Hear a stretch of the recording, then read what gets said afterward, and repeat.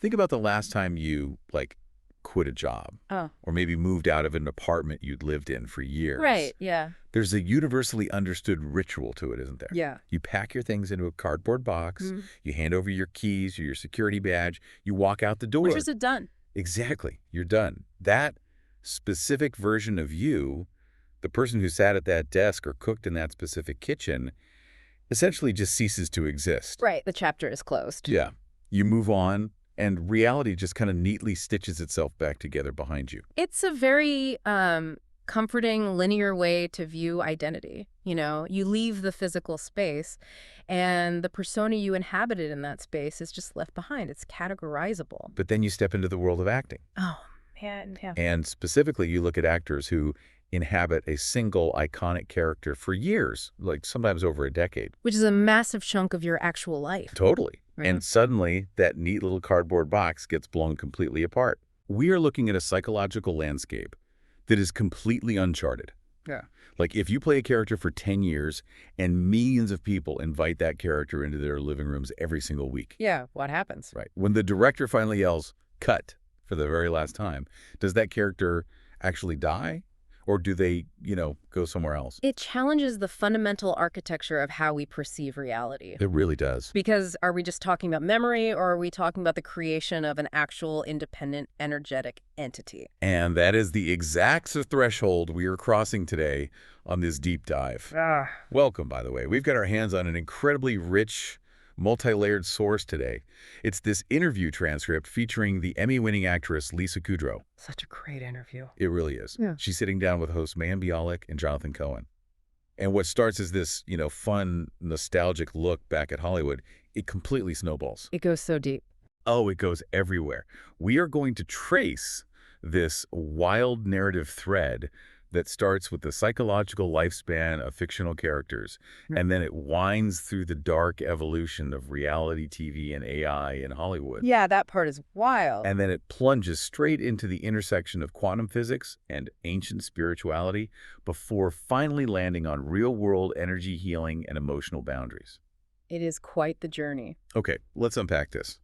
Because Kudrow introduces this wild, beautiful concept right at the start about the enduring energy of fictional characters. Yeah, she genuinely believes that when you play a character for that long, like she did with Phoebe Buffay on... Or Valerie Cherish on The Comeback. Right, exactly. They do not just disappear into the attic of your mind. Mm-hmm. She believes they continue to exist as a distinct living energy. Which sounds a little crazy at first. It does, but the reasoning she provides for this is actually fascinating because it goes far beyond an actor's individual ego or memory. She points out the sheer economics of human attention. Think about it from a biological and energetic standpoint. She poured massive amounts of her own life force, her neural pathways, her physical body into creating this person. And then you add the audience to that. Exactly. You have tens of millions of fans building a daily, intimate, emotional relationship with that specific character. The way Kudrow described her relationship to this phenomenon is so vivid and honestly a little haunting. Yeah, it really is. She talked about being completely alone in her house. Yeah. Just doing a mundane chore like tidying up her bedroom. Folding laundry or something. Right. And in that quiet moment, she can literally close her eyes and just check in on where her past characters are. Oh, wow. She is not accessing a memory of a script she read in 1998. She describes it as having a silent conversation with an old friend who is currently out there, living a life completely independent of her. Which really implies these characters have achieved a form of autonomy. They aren't just puppets waiting in a dark closet for her to put them back on her hand. But that autonomy creates a massive logistical problem when Hollywood inevitably comes knocking. Oh, the reboot problem. Right, when they ask to reboot a property. The logistics are a total nightmare. She brought up the prospect of reviving Michelle Weinberger, her iconic character from the late 90s movie Romeo and Michelle's High School Reunion. Such a classic. Totally. But Kudrow is looking at this purely logically now. She says, I'm in my 60s now. Right, time has passed. Right. And she is trying to rationalize how she physically and psychologically embodies a 60-something-year-old woman who still operates with that breathy, high-pitched vocal fry. That very specific Valley Girl cadence. Exactly. And that sheer, wide-eyed innocence. She is literally asking the void, where is Michelle right now? How has the relentless grind of the real world aged her. What's fascinating here is that transitioning a character who is culturally frozen in a very specific youthful archetype is notoriously difficult. Yeah, because we want them to stay the same. Right. The audience has this massive cognitive dissonance because they want the comfort of the old character, but the physical reality of the actor has obviously changed. And the source material illustrates this friction perfectly through Mayim Bialik's own experiences. Right, bringing back two massive characters. Yeah, Amy Farrah Fowler from The Big Bang Theory, and of course the titular character from the 90s sitcom Blossom. Let's look at the mechanics of Amy Farrah Fowler first. Sure. Because Bialik reprised that role for the finale of Young Sheldon.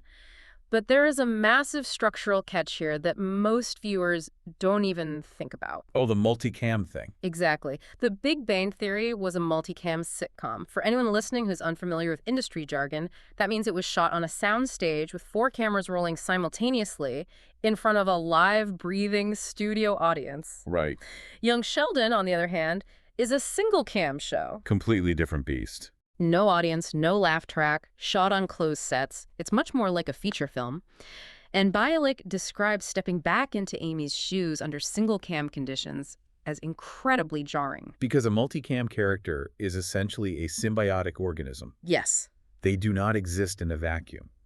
She said the character lived on the energy of hundreds of people in that room. Actors in that format learn to surf the laughs like a wave. It's all about timing. Right.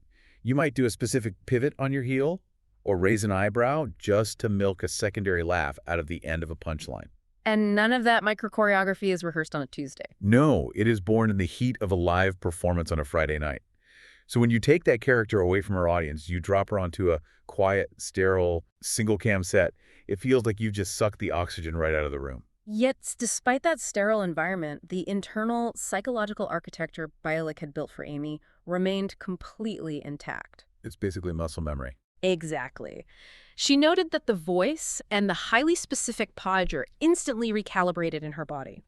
And the wardrobe choices she made for this older version of Amy demonstrate the depth of that internal architecture. Oh, I loved the wardrobe logic she used. It was brilliant. She had to ask herself, what does a middle-aged Amy Farrah Fowler actually wear? Right. So she kept this signature, rigid pencil skirt. But she made a subtle shift in the footwear. She swapped out the heavy orthopedic shoes for sensible, mature loafers. A very Amy progression. Completely. But the absolute best detail was the jewelry. She chose to wear a single pearl necklace. And the logic there is just perfect. It is airtight.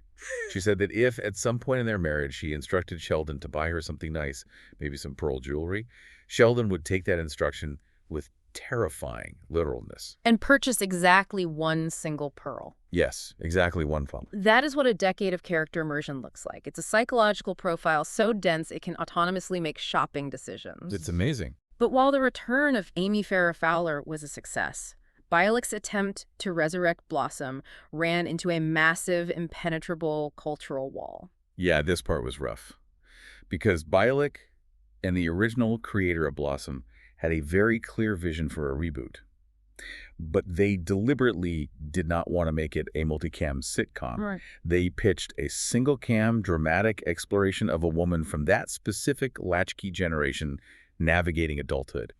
They wanted to strip away the laugh track. They wanted to look at what happens when the quirky, hat-wearing teenager actually grows up. Yeah, and life gets incredibly messy and complicated. And the network's response to this pitch reveals a deep structural anxiety within the entertainment industry. They hated it. They rejected it outright. The feedback was essentially that there was zero commercial interest in seeing that character in anything other than a lighthearted, traditional sitcom format. Bialik's reaction to that cuts right to the bone of the issue. She asked, what are we being told as women? The network was loudly broadcasting the message. We only value you, we only want to look at you if you are perky, dancing, smiling, and completely uncomplicated. They could not fathom allowing a cute, digestible teenager to evolve into a complex, struggling adult woman. Take that a step further and look at the societal implication. Why are we so intensely uncomfortable with unraveling a happy ending? Because when a sitcom series wraps, there is a collective, unspoken agreement between the creators and the audience. That these people are now trapped in a state of perpetual bliss. Exactly. To do a gritty, dramatic reboot is to break that pact. It's an admission that bodies deteriorate, marriages fracture, Financial stress is real, and tragedy strikes. And people don't want that. Society uses these sitcom characters as emotional pacifiers. There is fierce resistance to seeing a realistic depiction of a woman aging out of her socially mandated fun phase. It's like the culture wants to trap these fictional women in amber, just perfectly preserved. Beautifully put, yeah. But listening to all of this, the tulpas in the bedroom, the single pearls, the network rejections, I have to pause and ask what we are actually dealing with here. What do you mean? Are we just talking about intense neurological nostalgia? Like, is it a sophisticated psychological trick actors play on themselves to do their jobs? Or, if we look at this through a more esoteric lens, is a beloved television character essentially a collective thought form? Is Phoebe Buffet an open-source software program like a shared energetic Wi-Fi network that millions of fans are simultaneously running on their mental hard drives? Yes. And the actor, simply because they hold the original master password, can just log back into that network whenever they want. I mean, the source material strongly leans toward that latter interpretation. It really does. It frames the character not as a dormant memory, but as a living energy field sustained by collective human attention. Right. But here is the terrifying pivot. If these characters are organic energy fields that grow over time, what happens when a television network decides to stop relying on actors entirely? Oh, no. And instead tries to artificially force, manipulate, and manufacture that human energy for mass consumption? And that question catapults us directly into the early 2000s, the birth of modern reality television, and the creation of Lisa Kudrow's absolute masterpiece, The Comeback. Such a brilliant show. We have to set the historical timeline here because the context is everything. Okay. Friends, which was arguably the zenith of the multicam sitcom era, airs its final episode in May of 2004. Right. By the fall of that exact same year, Kudrow's already sitting in a room co-writing The Comeback. Because the cultural tectonic plates were shifting violently in those few months. They really were. The heavily scripted, union-regulated, safe environment of the sitcom was suddenly competing with an explosion of unscripted voyeurism. Shows like Survivor and The Amazing Race weren't just hits, they were paradigm-shifting cultural phenomena. Kudrow's visceral reaction to this boom is incredible. She didn't view it as a quirky new genre. She literally viewed it as the end of civilization. She was horrified. She sat in her house and watched ordinary people eagerly signing away their dignity, volunteering to be psychologically broken and publicly humiliated, all for the fleeting chance to be seen on a television screen. She shared a very specific anecdote from the first season of The Amazing Race that crystallized this horror for her. The soup. Yes, the soup challenge. It's a moment that fundamentally altered her view of human entertainment. It was the infamous spicy soup challenge. Kudrow describes watching this married couple on screen.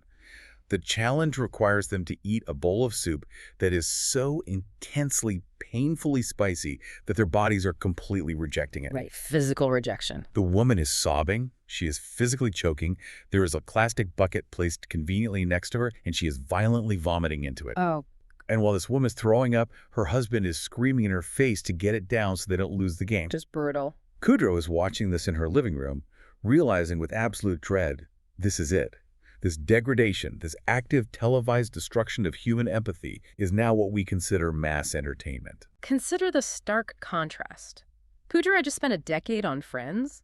That was a set governed by strict union rules, safety protocols, and a baseline duty of care for the performers. Exactly. Early reality TV stripped all of that away. It was the Wild West of psychological exploitation. The producers weren't writers, they were manipulators engineering panic and pain. Right. And that specific flavor of horror is what directly birthed The Comeback. So we get season 1 of The Comeback, which centers on Valerie Cherish. Played by Kudrow. Right. She's an aging sitcom actress operating with absolute, impenetrable tunnel vision. She is desperate to reclaim her relevance.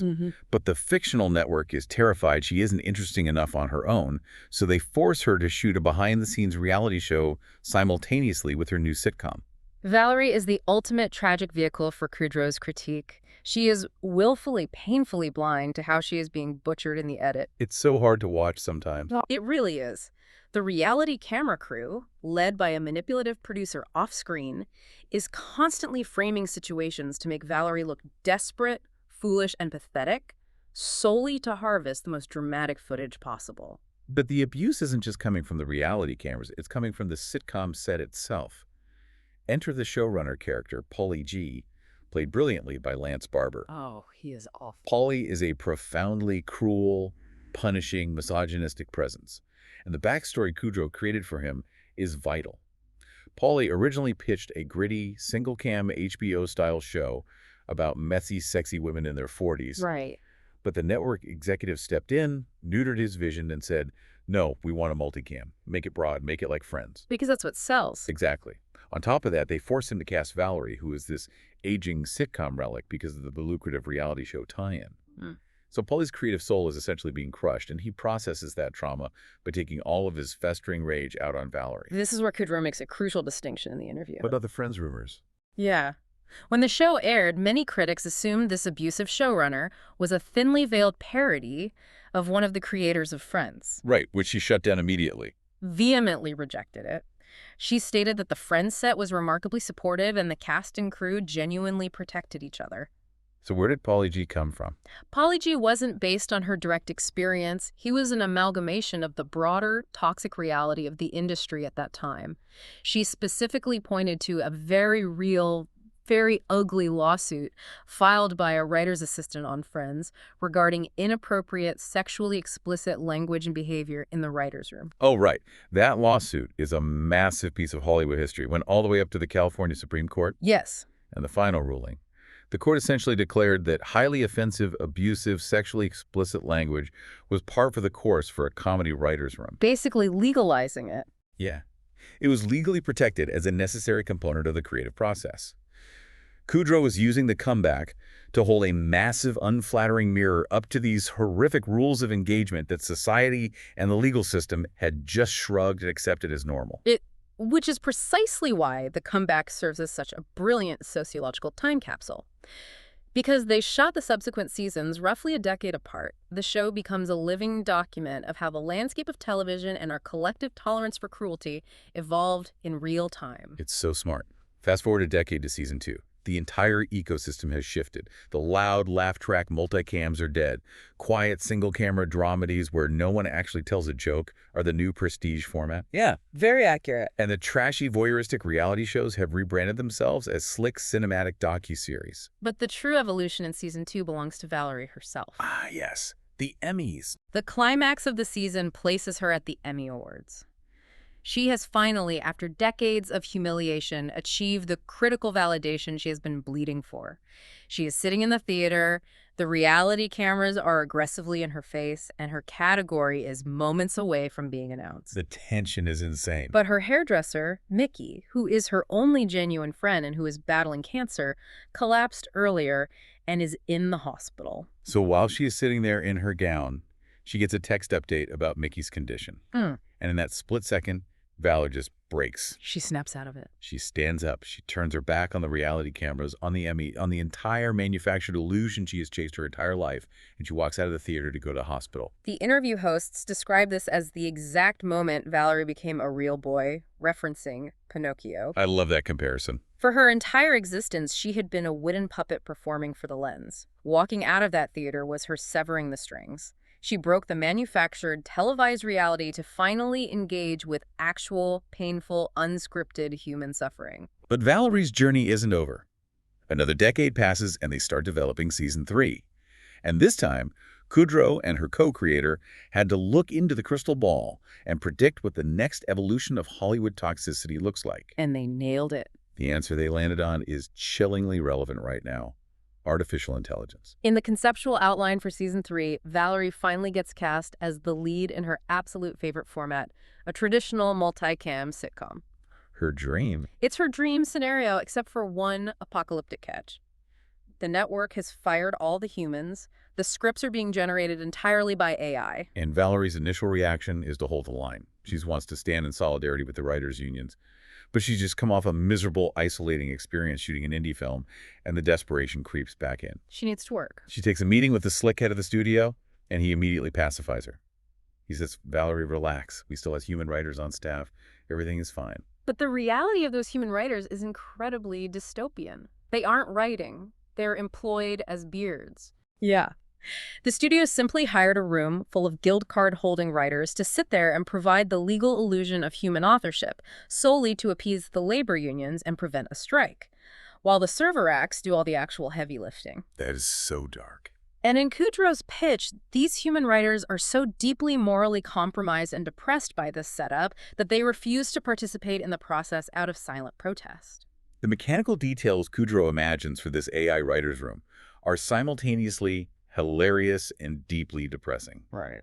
The AI doesn't write perfect scripts. It hallucinates bizarre, nonsensical plot lines that the actors are forced to perform. Right. At one point, the AI literally hits a corporate paywall mid-script because the scene requires too much computing power to render the logic, so the scene just abruptly ends. Unbelievable. But the ultimate realization Valerie comes to is profound.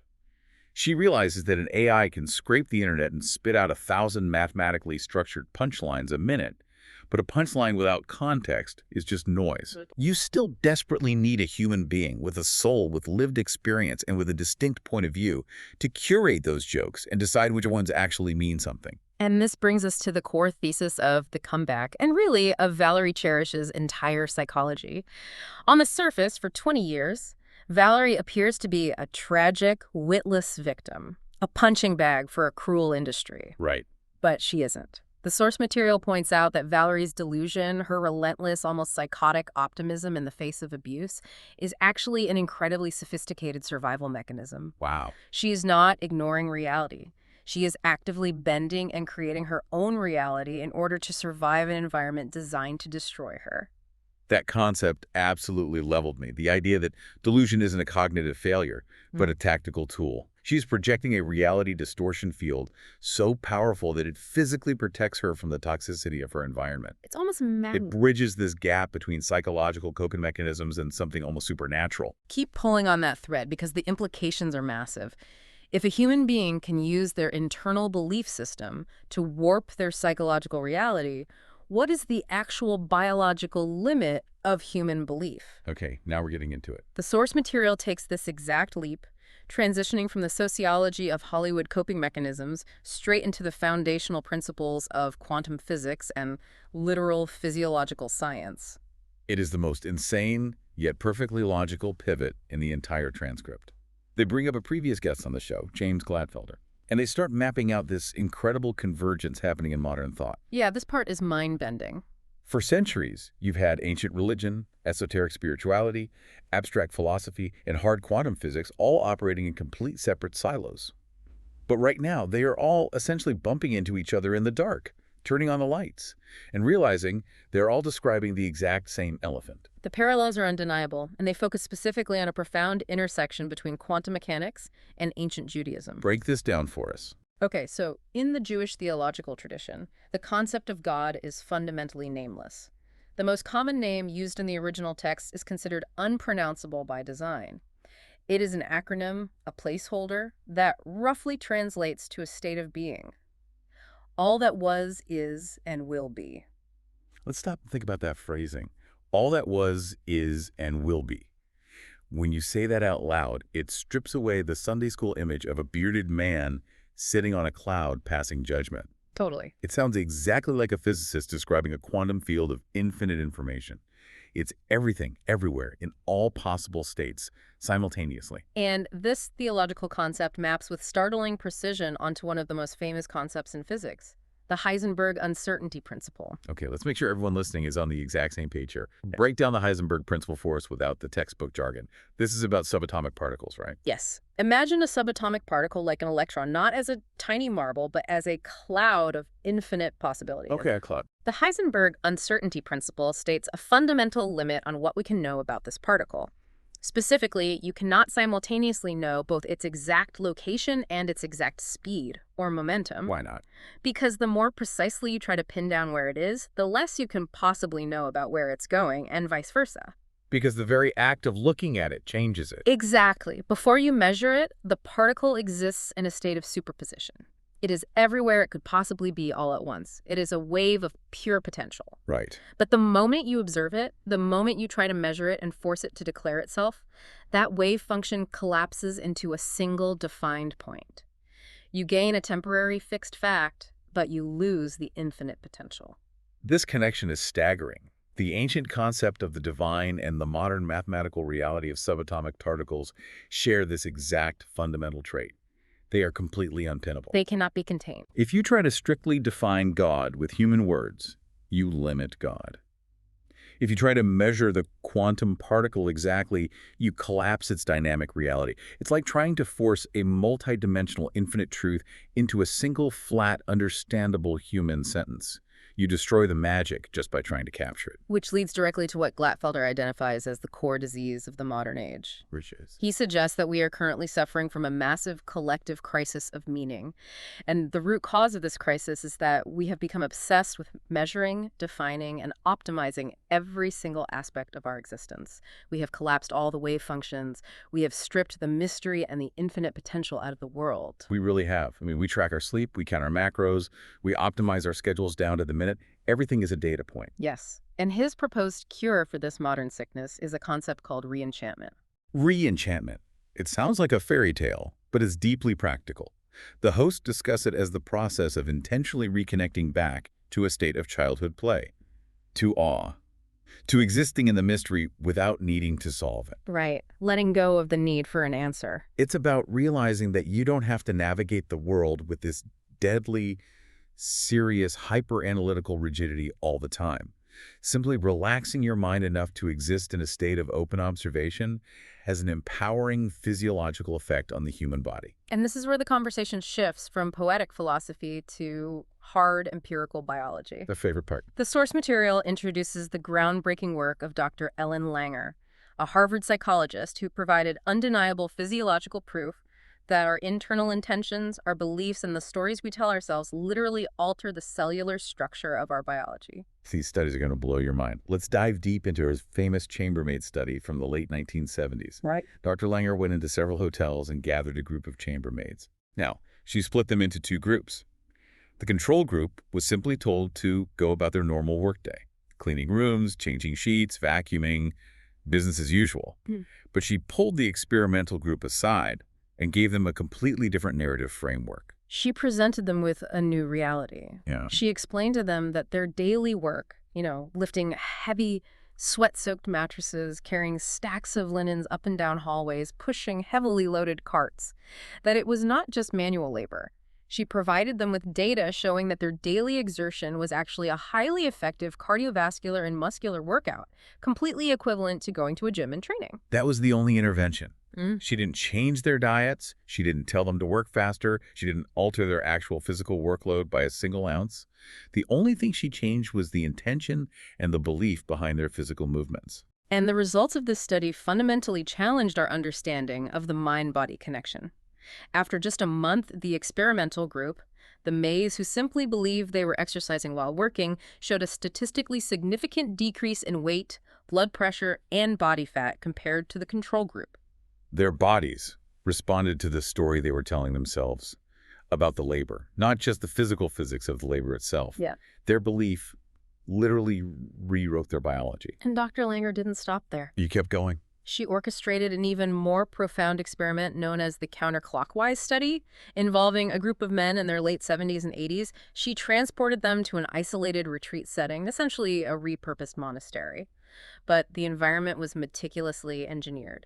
Every single architectural and sensory detail was designed to look exactly as it did 20 years prior. They created a literal time machine. Yep. The music playing on the vintage radios, the specific foods they were served, the movies they watched on old television sets, the magazines sitting on the coffee tables. Everything was curated to reflect a reality from 2 decades earlier. But the crucial instruction was this. They weren't told to reminisce about the past. They were explicitly instructed to inhabit the space and live their daily lives as if it were currently that year. And the physiological results were astounding. After just a week of immersing their minds in this younger historical reality, the men underwent a measurable biological reversal. Their physical markers, blood pressure, joint flexibility, manual dexterity, even their eyesight and hearing, vastly improved. Independent judges looking at before and after photos overwhelmingly rated them as looking visibly younger.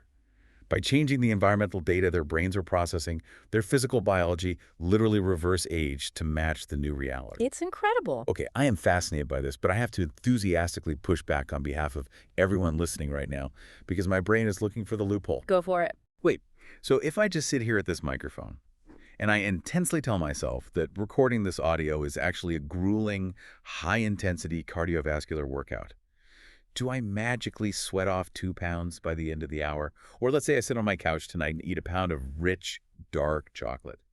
If I deeply, genuinely decide that this chocolate is a rare superfood that actively burns belly fat, does my digestive system just agree with me and process the sugar like it's kale?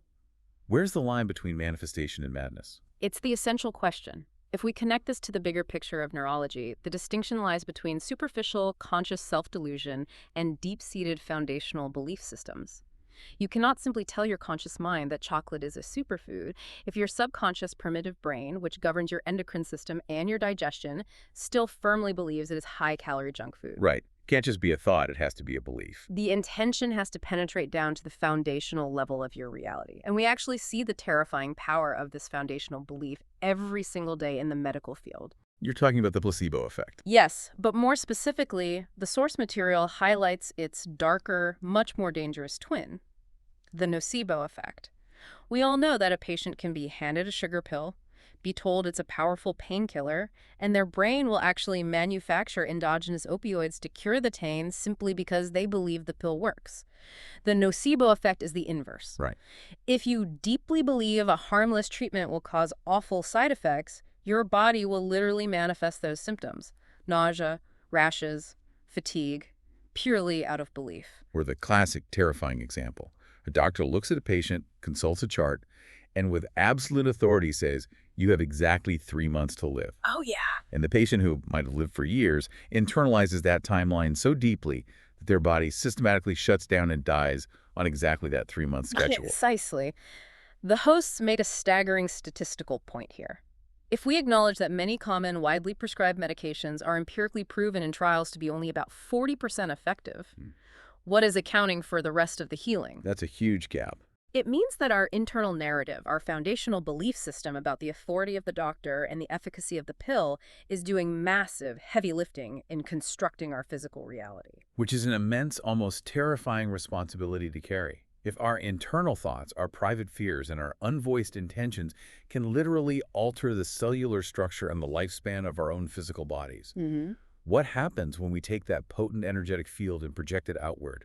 What happens when our energy collides with the energy of the people around us? That question initiates the transition from internal biology to external energetic exchange. The transcript moves out of the Harvard laboratory and into the realm of practices like Reiki and phenomena like remote viewing. And this brings us to Jonathan Cohen's incredibly compelling, deeply personal origin story with Reiki. And we need to emphasize, this wasn't a story born at a trendy $1,000 a night wellness retreat in Malibu. Let's set the scene. We are in the dead center of suburban Toronto, Canada, roughly 25 years ago. A cultural time and place where there was immense, rigid stigma surrounding anything resembling alternative healing. It was viewed with extreme skepticism, bordering on mockery. Exactly. And Jonathan's family was operating in the center of an unimaginable storm of medical trauma. There were 2 parallel tragedies happening simultaneously. First, his older brother is involved in a catastrophic car accident. Awful. He suffers a massive traumatic brain injury and is lying in a coma. The allopathic doctors are offering the family very little hope for a full or meaningful recovery. At the exact same time, Jonathan's older sister is suffering from a debilitating, severe case of fibromyalgia. The physical toll on the sister was devastating. Jonathan describes the daily reality of her pain. She was in such agony that she could not physically walk down the staircase of their home. She had to sit and painfully scoot down on her bottom step by step. And prior to his catastrophic accident, the older brother was the one who had to literally piggyback her back up the stairs every night. It is a heartbreaking portrait of a family pushed to the absolute edge. But in the midst of this darkness, the sister makes a radical pivot. Frustrated by the limitations of conventional medicine, she drops out of business school. She gets a job at a local health food store, starts a gentle yoga practice, and begins intensely investigating the psychosomatic, the mind-body origins of her autoimmune disease. And over a painstaking period of time, Jonathan watches her undergo a miraculous transformation. She systematically rebuilds her physical reality. Yes. She gets out of her wheelchair, she regains her muscular strength, she completely transforms her life to the point where she eventually packs a bag and goes backpacking around the world. So Jonathan, a skeptical teenager, is sitting in suburban Toronto watching this scientifically impossible recovery happen in his own living room. which primed his young, skeptical mind for the catalyst event that would alter his trajectory. The toaster oven incident. Let's put you in Jonathan's shoes. He's 17 years old. He's in the kitchen. He reaches into a hot toaster oven to grab a snack, and his hand slips. He severely burns 3 of his fingers on the searing hot metal grill. The pain is instant, and massive fluid-filled blisters immediately begin forming on his skin. His sister, who has now been studying and practicing Reiki as part of her healing journey, is in the kitchen. She tells him to sit down, and she simply cups her hands over his burned fingers. Now, remember his mindset. He expects her to pull out a crystal or start chanting or cast some sort of mystical spell. But she doesn't do any of that. She just sits perfectly quiet, her hands hovering over his. And within moments, Jonathan is hit with a physical sensation he cannot deny. He feels this intense, overwhelming, throbbing and pulsing radiating deep inside his fingers, syncing up with the heat of her hands. And within 10 minutes of this silent exchange, the massive blisters that were forming have almost completely dissipated into flat, slightly red skin. This visceral, undeniable physical experience pushed him to enroll in a 4-day Reiki certification class. But true to his deeply ingrained skepticism, for the first 3 days, he was miserable. He found it incredibly boring. He was sitting there waiting for cinematic magic, for lightning to shoot from his fingertips, and all he was getting were long, dry lectures about subtle energy fields. He was ready to walk out. Until day 4, the practical application day. Jonathan is instructed to practice on a woman lying on a massage table. He walks over, he places his hands a few inches above her head, and instantly a physical reaction occurs. His hands begin profusely sweating, and they start intensely, violently pulsing. He is feeling a heavy, undeniable, tactile exchange of energy flowing through his arms, and he looks up, and he looks around this brightly lit suburban room, and the people lying on these massage tables are experiencing massive, spontaneous catharsis. It was an uncontrolled emotional release. People are screaming. They are sobbing uncontrollably. They're sweating through their clothes, physically purging years, maybe decades, of stored psychological and physical trauma.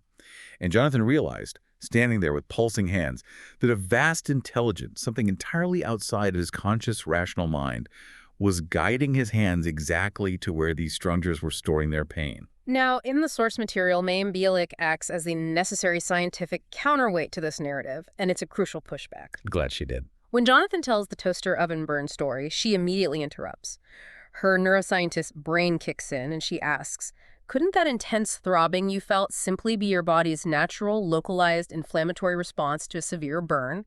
As blood rushes to the damaged tissue, it pulses. Why do we have to leap to the grand conclusion that it's a channel of universal divine energy? It's the ultimate correlation does not equal causation argument. Just because his sister's hands were there doesn't mean her hands cured the burn. Exactly. However, Jonathan's response relies on the aggregate data of his subsequent experiences. Over the next 4 years, he assisted in teaching these classes.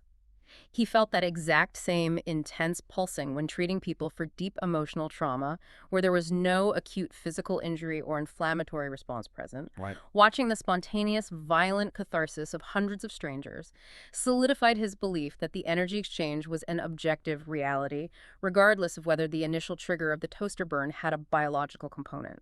And this idea of tapping into a universal intelligent field of energy connects flawlessly to Lisa Kudrow's deeply weird, fascinating story about her experience with remote viewing. And I want to make sure I state this as clearly as she did in the interview. There were absolutely no mushrooms or psychedelics involved in this story. A vital disclaimer when discussing consciousness expansion. Kudrow sets the scene.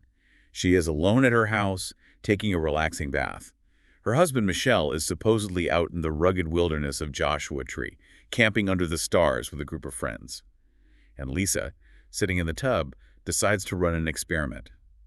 She wants to see if she can intentionally project her consciousness to intensely focus all of her internal energy across the state of California and energetically be with him. She notes the extreme difficulty of the process. She had to fight her own logical brain. Her rational mind knew he was supposed to be in a tent in the dirt, and it kept trying to dictate what she should be seeing, rather than letting her simply observe. Yes, she has to force her brain to just receive data. She drops into a deep meditative state, and an image finally materializes in her mind's eye. But the image completely confuses her. She visualizes a physical architectural structure, like a building with walls and a patio. She sees her husband and his friends sitting outside this structure, relaxing on wooden Adirondack chairs, gathered around a contained fire pit. She immediately snaps out of it and thinks, well, I failed. I completely messed up the experiment. They're supposed to be out roughing it in the wild, not sitting at a building in Adirondack chairs. But then the weekend ends, and we get the reveal. Her husband comes home. She sheepishly tells him about her failed attempt at remote viewing, describing the building and the chairs. And he stops her dead in her tracks. He asks, wait, what night were you trying to look at me? She says, Friday. He looks at her and says, Friday night, the weather was bad, so we didn't camp. We decided to treat ourselves. We drove into town. We went to a restaurant. We sat outside the physical structure of the building on Adirondack chairs, gathered around a fire pit, smoking cigars and laughing. It is a stunning, terrifyingly specific validation of non-local consciousness. She didn't just pick up a vibe, she picked up architectural blueprints and furniture styles from hundreds of miles away. She nailed 3 highly specific, wildly non-obvious details. But, and this is the kicker, she told the hosts that the sheer effort of actively forcing her consciousness across space was profoundly physically exhausting. It drained her so completely that she never wanted to attempt it again. This is where Jonathan, drawing on his extensive energy training, offers a vital mechanical distinction. He breaks down the esoteric concepts known as the clairs. Clairvoyance, which means clear seeing, clairaudience, clear hearing, and specifically claircognizance, which is the phenomenon of clear knowing, where information simply downloads into your brain without sensory input. Okay. He suggests that Kudrow exhausted herself because she was trying to force a direct, aggressive point-to-point connection, like laying physical cable between her bathtub and Joshua Tree. Right. He suggests a much more elegant solution, bringing up the concept of the Akashic Records. The Akashic Records is a concept found in various esoteric traditions, describing a universal energetic library. It is hypothesized to be a non-physical plane of existence that contains the energetic imprint of every single thought, action, emotion, and event that has ever occurred in the past, present, or future. Jonathan suggests that instead of forcefully projecting your energy outward like a laser beam, you can simply quiet your mind, open a receptive space, wander into this universal library, and allow the information about Joshua Tree to organically present itself to you. It shifts the dynamic from an exhausting active exertion to a peaceful, passive reception. Exactly. Which honestly sounds infinitely more relaxing than sweating it out in a bathtub trying to mentally geolocate a fire pit. But listening to all this raises a massive flashing red flag for me. If human beings are genuinely this energetically porous, if we are capable of casually intercepting a spouse's GPS location or physically absorbing the deep, agonizing emotional trauma of a complete stranger on a massage table, how on earth do we survive the grocery store? How do we walk through daily life without completely drowning in the chaotic, toxic energy of everyone else's unhealed trauma? That is the central, agonizing dilemma of the highly sensitive person or the empath, and it transitions us perfectly into our final and perhaps most practical segment, the critical necessity of emotional boundaries and the terrifying limitations of human communication. Kudrow spoke with incredible candor about the heavy burden of carrying this level of empathy. She admitted that she actively avoids going to concerts or large Hollywood parties or crowded events. And it's not because she is antisocial or dislikes music, it's because she lacks an energetic filter. When she walks into a room, she literally feels the emotional state of every single person in that space. The ambient anxiety, the frantic excitement, the underlying tension, the unspoken grief, it all floods directly into her central nervous system. Which is completely overwhelming. It becomes so physically overwhelming that she finds herself standing against a wall, frantically scanning the room for the exit sign so she can escape and regulate her breathing. And this leads to one of the most fascinating, counterintuitive physiological revelations discussed in the source material regarding how sensitive people self-medicate, specifically looking at alcohol and a neurotransmitter called GABA. This completely inverted my understanding of neurochemistry. Culturally, we have always thought of alcohol as a substance that lowers our inhibitions, right? It makes you wild, it makes you loud, it makes you dance on tables. But the hosts dropped this incredible piece of science. Alcohol actually does the exact opposite on a chemical level. Yes. It increases the production of GABA in the brain. And GABA is an inhibitory neurotransmitter. It acts as a biological filter. It literally slows down the firing of the central nervous system. Think of the brain of a highly sensitive person, like a camera with the aperture stuck wide open, letting in blinding amounts of light. GABA acts as a shutter, closing the aperture. So for someone like Kudrow, who is constantly bombarded by the deafening emotional noise of a crowded room, having a glass of wine isn't releasing her inhibitions. Right. It is artificially building a brick wall. It is thickening her energetic boundary so that the incoming data is muffled and she can finally feel safe, quiet and less overwhelmed. It gives them a temporary chemical shield against the world. But obviously, we cannot just walk around drinking a bottle of wine all day to maintain our boundaries. We have to develop psychological behavioral tools. And Jonathan brings up a foundational rule he learned from his time in Al-Anon. Al-Anon being the international support program for the friends and family members of alcoholics. It is a program entirely built around the desperate need to establish healthy boundaries in the face of absolute consuming chaos. The rule he shares is so brief, so simple, but so devastatingly effective if you actually apply it. It is this: if your name's not in the sentence, it's not your problem. Consider what that means for a moment. It forces us to examine the fundamental, often blurred line between empathy and entanglement. We culturally glorify empathy, but we often confuse it with the toxic need to fix other people. Bialik admits she struggles deeply with this. She gave a very relatable example. Imagine you have a friend who is in a clearly abusive or just deeply damaging toxic relationship. The friend calls you, crying, and makes up irrational, easily solvable excuses for why they absolutely cannot leave, saying things like, "I just can't afford rent on my own right now." Bialik's instinct, because she is a highly rational, deeply caring problem solver, is to immediately jump into the trench and fix the logistics. To say, actually, that's not true. Here are 3 financial resources and a spare bedroom you can use to escape today. This raises an important question, though. Jonathan points out the trap. If the person is complaining, but they are not actively directly asking you for help, if your name is not in the sentence, inserting yourself into their drama is not actually an act of healing, it's an act of entanglement. The friend is making up flimsy financial excuses because they are not emotionally or psychologically ready to leave the abuser. You have to take people at their word, even when you know their word is a desperate defense mechanism. Entangling your energy in their chaos drains you completely, and ultimately, it does absolutely nothing to accelerate their readiness to heal. It is the ultimate excruciating practice of energetic detachment. You can love them fiercely, you can be supportive, but you cannot absorb their trauma as your own project. You have to meet people exactly where they are currently standing. Kudrow compared it to the core rule of an improv comedy scene. You have to play yes and. She used a breathtaking analogy to illustrate this. Imagine a friend whose husband tragically dies. In her profound grief, she begins to truly, deeply believe that her dead husband has returned to her in the form of a hummingbird that visits her garden every morning. Now, if you are entangled, you might feel the need to whip out an ornithology textbook, sit her down, and rationally explain why human souls don't transmigrate into birds, trying to fix her delusion. But if you have boundaries, you practice empathy without entanglement. You accept her world. You enter the reality she has constructed to survive the unbearable weight of her grief. You sit in the garden and admire the bird. You don't have to live in that reality forever, but you don't fight it. Because fighting it just creates conflict based on clumsy communication. And that realization, the clumsiness of how we try to connect with each other, leads us to the most profound, unsettling insight of the entire interview. Kudrow shares an observation she made about human interaction when she was just a toddler. Now, she noted as a preface that she didn't speak clearly or form full sentences until she was almost 3 years old.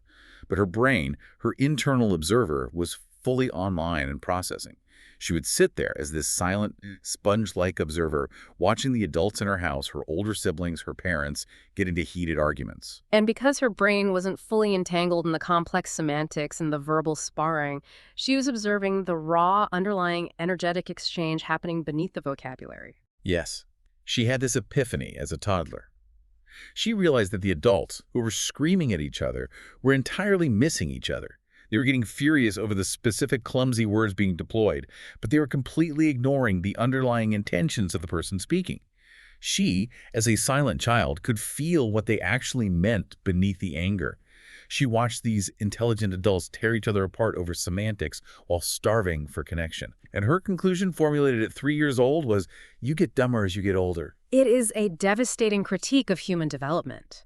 We assume that as we acquire complex language, we become more advanced. But Kudrow's observation suggests that as we rely more heavily on our rational linguistic minds, we actually atrophy. We lose our innate, intuitive childhood ability to simply feel another person's truth. Jonathan Cohen expanded on this idea brilliantly. He suggested that our spoken language, the very thing we point to as the hallmark of our advanced species, is actually incredibly primitive. He compared spoken language to the discovery of fire, relative to what human communication could theoretically be. Add another layer to that thought. When we talk about concepts like telepathy or reading auras or remote viewing a fire pit in Joshua Tree, our culture frames them as supernatural magic or science fiction novelties. But what if they aren't magic at all? What if they are simply a more advanced or perhaps a more original, uncorrupted form of communication? True telepathy isn't hearing English sentences broadcast into your head like a radio. It is the instantaneous ability to feel someone's pure, unadulterated intent, their emotional truth, before it gets mangled and distorted by the clumsy, primitive tool of spoken vocabulary. It's like we're trying to paint the Sistine Chapel using a sledgehammer. The words literally get in the way of the truth. When we come to a conversation, we arrive carrying a massive stack of preconceived notions, our own historical triggers, our own unhealed trauma, and we force the other person's clumsy words through all of our internal filters. No wonder we are constantly misunderstanding each other. No wonder marriages fail and wars start. We aren't communicating, we're just throwing rocks at each other in the dark. The overarching implication of this entire deep dive is that our absolute reliance on words, on definitions, and on measurable data has walled us off from a much deeper, more authentic connection to each other and to the fundamental fabric of reality itself. Wow, okay. We have covered a truly unbelievable amount of ground today. We started by looking at how the collective attention and energy of millions of fans can literally keep a fictional sitcom character alive as a distinct, autonomous entity lingering in the ether. We examined the sociological horror of reality television, how it stripped away our collective duty of care, and how Valerie Cherish taught us that the coping mechanism of delusion can act as a powerful shield, actively bending a toxic environment to ensure survival. We took a massive leap into quantum physics, realizing that the ancient, unpronounceable concept of a nameless God perfectly mirrors the mathematics of the Heisenberg uncertainty principle. We looked at Dr. Ellen Langer's astonishing empirical proof that our internal beliefs and narratives literally dictate our physical biology, whether we are hotel chambermaids, shedding weight, or 80-year-olds reverse aging in a time machine. We explored the tangible, pulsing heat of Reiki, the terrifying accuracy of non-local consciousness when remote viewing from a bathtub, and the absolute survival-level necessity of using filters, both chemical like GABA and psychological like the Al-Anon rule, to protect our porous energy from the draining entanglement of empathy. And we finally arrived at the humbling realization that the very words I am using to speak to you right now might be the most primitive, inadequate tool we possess. Which leaves us with one final, massive idea to consider as we wrap up. If our spoken language is truly just primitive fire, a clumsy tool that causes us to lose our intuitive childhood knowing, and if, as Dr. Langer's scientific studies prove, our internal beliefs and intentions literally construct the physical biology of our bodies and the reality of our environment, what entirely new, unimaginable reality could we build tomorrow if we finally stop relying on clumsy words and instead learn to communicate purely through our unclouded, energetic intentions? What does a world built entirely on pure, felt intent actually look like? I'm going to be thinking about that all week. I think my brain needs a rest, maybe a dark, quiet room, and definitely no words for a while. Thank you so much for joining us on this deep dive into the source material. As always, keep questioning your assumptions, keep exploring the spaces between the words, and stay intensely curious. See you next time.